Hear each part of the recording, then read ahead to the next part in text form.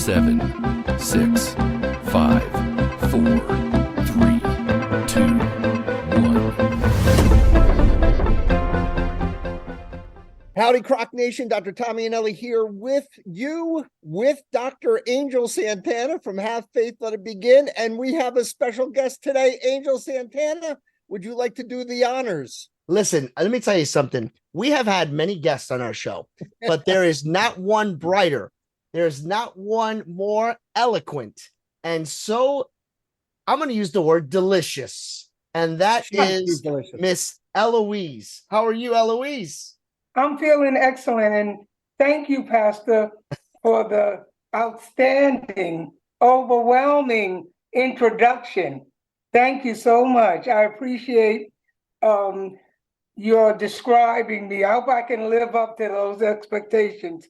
And Angel, the way you characterize me. Thank you so much. Angel, you know I'm not going to let you upstage me, so I'm going to go one step further. So let me tell you guys out there in the CROC Nation a little bit about Miss Eloise. So I know her for many years. We took care of her for her cancer, which she is absolutely on top of and already dealt with, and she's moved on to the next step. And that's her survivorship. And I have to tell you, there's no one I've ever met that has more of a zest for life. I have never met anyone who has more glamour. And I don't mean that in a superficial way. I mean that in the most, complimentary internal way about having someone who is just such a reflection of joy, such a reflection of gratitude, such a reflection of style. Those of you who watch us on YouTube will see her amazing red hat. Angel, I think that's going to be our new uniform. We're going to wear red hats on the podcast moving forward. I agree. And our dear beloved co-board member, Jane O'Malley, whose birthday is today, of all things, so it works out really well, said to me, because we have two of the members of the board are cancer survivors, and for different reasons haven't been able to really participate as much. So Jane asked me if I was recruiting any more survivors for the board, and I said, yeah, we would love to have somebody join us. And she said, I have just the person for you. I have Miss Eloise. So Eloise, I hope I did as good of a job describing you as Angel did. Angel, do you believe I gave her as good an introduction as you? Absolutely. Thank you both. I am just so pleased. And when you were taking care of me, Dr. E, your style, your dress, your conversation uplifted me. And I didn't think about myself. I just thought about living life. And I appreciate you. You're priceless. Well, I will say that we are cut from the same stone. That's for sure. We are cut from the same cloth for sure. Yes. There's no doubt about it. So I wanted to just kind of, there is actually, besides the introduction of a new board member to our CROC Nation, to our survivors out there, I really wanted Eloise to be part of this podcast for more than that, because she does have a story to tell, and she does have some lessons for you guys to learn from. Because even though Angel and I love you guys, and even though Angel and I would take a bullet for you guys, and even though Angel and I will do anything we can to make your survivorship better, we are not in your shoes. So to have some representation on the board from cancer survivors is utmost, and to have it from such an inspiring woman is even that's more even gravy, right? That's the cherry on top of the sundae. So Eloise, let me start by asking you just quickly, where you grew up, your life journey before cancer, and then I want to know the day that you were diagnosed with cancer. Okay, I was born in the Bronx 71 years ago, and I was educated in the Bronx. I went to Lehman College, received my undergraduate degree. Then for my first master's, I attended City College. And moving forward, I came to this area just for a vacation and ended up staying 45 years later. I love it. What was your occupation? I was a teacher, and then my last job, I was a principal. or director for pre-K. I had a multitude of jobs working with the Middletown Board of Education. And it was an experience, a Oh, I nice, bet. great experience. Oh, Yes, I'm I sure met, it was. I guess I've always been in the helping business. So fast forward when I became a grandma, because I have a son 44, and when I became a grandma, my volunteerism in the community and at his school, my grandson just extended at the Montessori school in Middletown. And that's when I noticed a pain in my leg in December of 2020, December of 2012, I'm sorry. And I thought it was the gout because earlier, maybe 2 years before that, I was diagnosed with the gout. So, and I would always get it in my knee, and that's where the pain was. Fast forward, I went through the holiday vacation and season, and January 6th, I went to Middletown Medical for an x-ray. I thought I had the gout. And the doctor on call said to me, that doesn't look like the gout. Pull your pants down. She said, I don't see any redness. And she sent me for the x-ray and the lesion was above my knee. That was the myeloma. So I was diagnosed January 6th and January 11th, my femur broke. Wow. So I And went. let me ask you this. You are an angel, you chime in too. I've never met a more positive person. When that day came, that January 6th, did you need time to collect yourself? I was in denial. My Yeah. son brought me a cane. He brought it from the pharmacy, and I wanted to renew my grandson's library card. So I hobbled and drove to Port Jervis. Maybe that was the 7th. And my leg was, I could feel the lesion. It was so heavy on my feet. The 8th, I picked him up from school, and we usually have an out January, we had an indoor activity, probably some lunch and something going on at the mall. We had the Borders bookstore then, so they would have weekly reading programs. That Thursday, I went to the doctor, Dr. Jeffrey Stewart in Middletown, and he just looked at me. I don't believe he even looked at my leg. And that next morning, I got up to take a shower and take my grandson to school. That was the 11th of January on a Friday. And when I was getting out of the bathtub, my femur broke. And Dr. Jeffrey Stewart said, I should have put you in the hospital that Thursday night. I have a question. He should have put you in prison. He should have put you behind bars, Eloise. Thank you. Thing. Here's my question to you, Eloise. You said that you were in denial.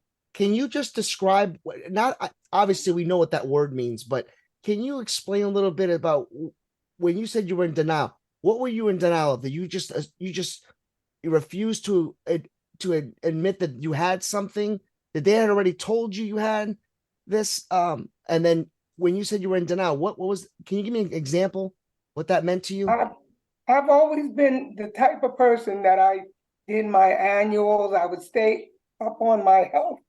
So for me to have something wrong and I couldn't do anything about it, or I didn't have answers, that bothered me. That was a challenging time for me.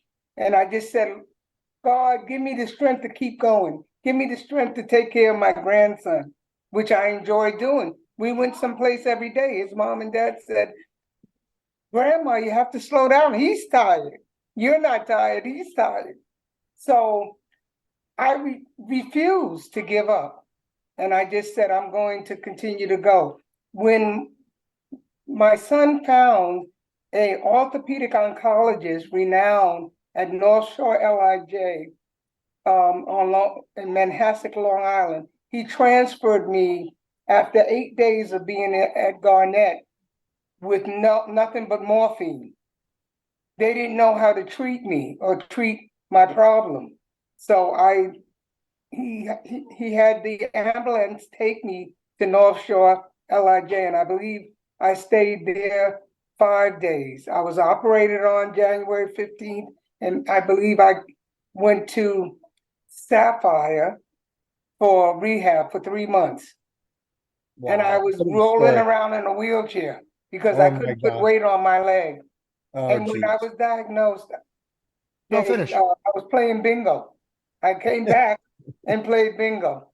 So when you broke your femur, was that when it hit you and said, okay, now I know there's something? Were you still in refusal? Were you still in denial even then? Yes, yes, yes. It I didn't gotta tell you, sink in. you may have been in denial, but let me tell you something, kid. That attitude, that I'll tell you, there is no cancer on earth that could that could that could clobber you. That's all I have to say. Oh, thank you so much. I just refused. I said, I know God has more work for me to do. I just prayed. I read Psalm 121 while I was at Sapphire. And I said, God, whatever it is, I still didn't know um, until March, I believe, when I met you, March 18th, Yep. 2013. And I Yep. thank God for that day. Because Oh my God. whenever I told someone that I had cancer, I looked at their face. And the old cliche, a picture's worth 1,000 words. I said, God, I'm not going to allow man to dictate my journey. You are in control. You have purpose for me.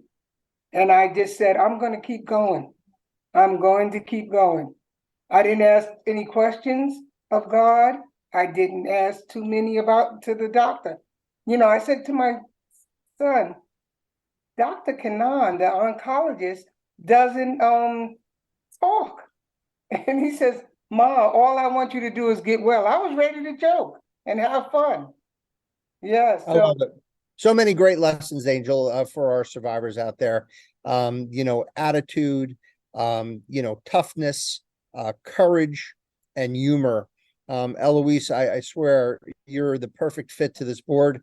We had dinner with Eloise maybe a month ago when she was introduced to the board, and I'll tell you, she was the life of the table. You just have a sense of life. If you were a color, you would be the brightest yellow, like the sun. You just shine, Eloise. You just thank you. shine. And I actually as we close out the episode in a few minutes, I did want to challenge you because one of the other things that happens in a 501c not for profit group is that many times you have too much of the same. It's a very homogeneous, ethnic backgrounds, cultural backgrounds, personal backgrounds, spiritual backgrounds. You try to get a very nice, eclectic mix of everything, and that's what creates Yes, a great board. And you know better than I do. You were very lucky. Your son was a stellar, law enforcement man who was well respected by his peers. So he had a lot of influence and helped you get to where you had to be. But one of the problems that we're facing for our survivor thrivers in the Middletown area and the Hudson Valley area, where there's a lot of socioeconomic, disparity, meaning there's the haves and the have-nots. There's yes, a lot of health inequities between people of color and people who are not of color, and there's a lot of prejudice and bias, especially against women. So oh I yes, really think, and I see a role for you on this board as being a champion, as being a community, liaison for our podcast, yes, to help not just women, but women, men, people who are of no means, be able to kind of channel in to get the information that they need to make their survivorship as productive, as unbelievably stupendous, and as inspiring as yours. Angel, your thoughts? Well, as we like to do here on this on the Croc podcast, we always like to give some type of a sports analogy. And I like to take the moment to take a take this off of Dr. E's shoulders here. I want to quote Vince Scully, who said, if one picture is worth 1,000 words, then everyone that's listening to today's episode has heard about 1,000,000 words. But what I would like to say is, to reiterate what Dr. E said about ELOISE, there is a glow about her. There is something about her that shines for all of us and allows us the opportunity to be in her presence. And I think that when we are on this show, we constantly talk about people that are courageous, people that are strong, people that are use their spirituality to gain strength, to overcome adversity, to overcome the obstacles that are given to us.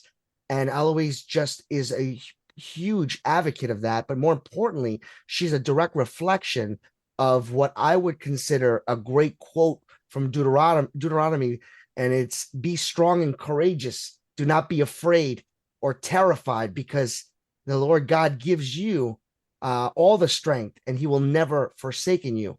Give us the power to all men and women, to give them strength and courage. And I pray that you continue to have great health and great success on your new path to righteousness. Thank you. That's so beautiful. So Thank much. you, Angel. That was beautiful. Yes, And by thank the you. way, Angel, was the Vince Scully quote 1986 World Series Game 6? Absolutely.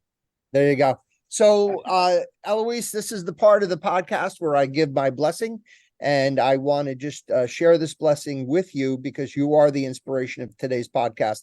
And I want to tell all of you survivor thrivers out there, all of you undergoing difficulty, all of you guys who are scared and afraid, all of you who don't even believe what your doctors have just told you that you have That's cancer. right.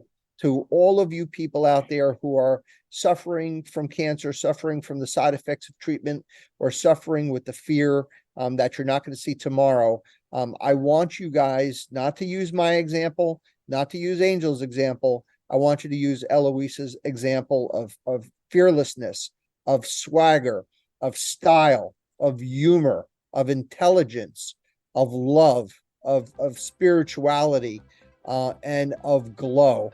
And if you do take 10% of what ELOISE told you to do today, you guys will have a much better survivorship. I want to just end this podcast the same as I end every single podcast, wishing all of you out there a very long, healthy, happy, and cancer-free life. God be with you. God bless you. Peace. Thank you so much.